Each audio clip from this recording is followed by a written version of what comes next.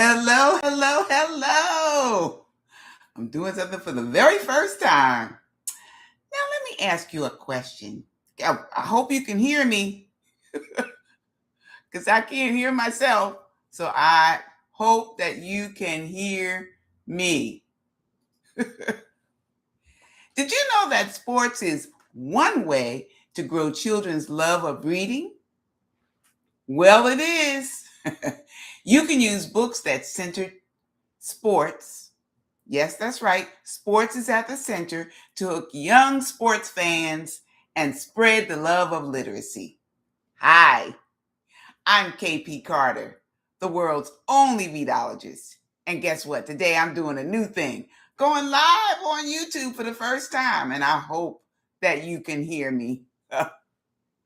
My mission as the world's only readologist is to bridge literacy gaps, nurture the lifelong love of literacy, and transform how children see themselves, how they view the world through powerful stories and proven literacy practices.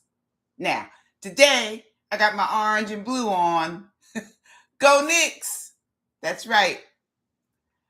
The latest adventure, if you didn't know, the latest adventure of the Lizzie B. Hayes series centers 1970. And Lizzie and her father are the world's biggest Knicks fans.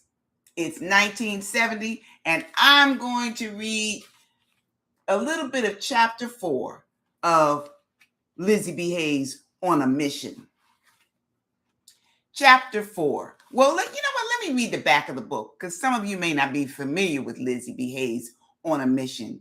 She's back and she's on a mission. It's 1970, Newark, New Jersey, and seventh grader Lizzie is ready to join her cousin Mookie at Jefferson Junior High. She's smart, funny, and basketball obsessed. Her favorite team? The New York Knicks, of course. Lizzie has big dreams, but everything isn't so easy. Despite some changes in her neighborhood, the old Mint Street Rec Center, where she became a star player, is still closed 3 years after the riots. So let's take a look at chapter 4. Hoop Dreams. Knicks. In honor of the Knicks winning the NBA Finals, they're champions for the first time in 53 years. In my daddy's eyes, Walt Frazier, Clyde, is the greatest point guard in the history of the New York Knickerbockers, known as the Knicks, in the entire National Basketball Association, the NBA. My man was born in Atlanta, Georgia, and went to Southern Illinois University. Daddy is super excited to tell me about his favorite player. Why did he leave Atlanta to go to Illinois, Daddy? He went for the scholarship. He was offered football scholarships at other schools, but some folks say that he chose the basketball scholarship because there weren't many opportunities for Black quarterbacks in the NFL back in 1970. Well, back further when Walt was in high school and coming out of college. Yes, but in college, he was a star basketball player. He was a Division II All-American in 1964 and 1965. Then he was chosen as most valuable player of the 1967 National Invitation Tournament. After that, the Knicks drafted him.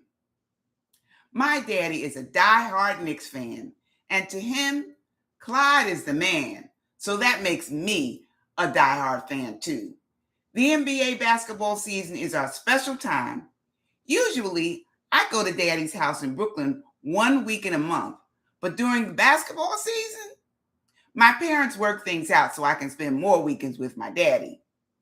And on May 8th, 1970, our team won the NBA champion. They were the NBA champions. We went crazy when the final buzzer rang. Now that I'm 12 years old, I should be used to my parents' divorce. Well, I am not. Mommy and Daddy split when I was just a baby, so I don't have any memories of us being together as a family. Sitting at the table, eating dinner, playing at the park, nothing. Only a few pictures. We look so happy in those pictures. I wish I knew what had happened, but my parents seem to think it's better to keep me in the dark. That's not fair. A part of me will never give up hope for the day Mommy and Daddy realize that they should be together. I don't care how many girlfriends my daddy takes me to meet. The rebellion had ruined my neighborhood just like divorce ruined what used to be my family. Maybe that's not entirely true. I love Mommy, Granddaddy, Grandmommy, Cousin Mookie, and even Cousin Shushu. And visiting Daddy in Brooklyn on the weekends is kind of cool. But my neighborhood wasn't always ruined. Not so long ago, shopping on Springfield Avenue was the place to be. Shop and fun. Not anymore. This weekend, we're cooking a special game day dinner. Daddy's making his special grilled steaks and baked potatoes. I am on salad duty, slicing and dicing tomatoes and cucumbers. And washing lettuce. He's the best cook in the world. That is next to Grandmommy. And on the radio, Stevie Wonder's My Cherie Amour blasts from the speakers. Daddy looks at me and we sing along with Stevie. Pretty little one that I adore. Then we harmonize on our favorite part. La, la, la, la, la, la, la, la, la, la, la, la. He walks into the living room and turns on his color TV just as the game is about to start. Clyde is being interviewed by a sports reporter. Come here, Lizzie. Check out my man. Keep practicing, and someday you could make just as many points as he does, maybe even more. My daddy encourages me to play ball. Now, he takes me to the park near his apartment so I can practice, and I wish Mommy could be here to see me. And I don't care what Shushu thinks. I don't need a basketball playing boyfriend. I got skills. So that's a little part of Lizzie B. Hayes on a Mission, and I'm reading it with my orange and blue on in honor of the world champion New York Knicks.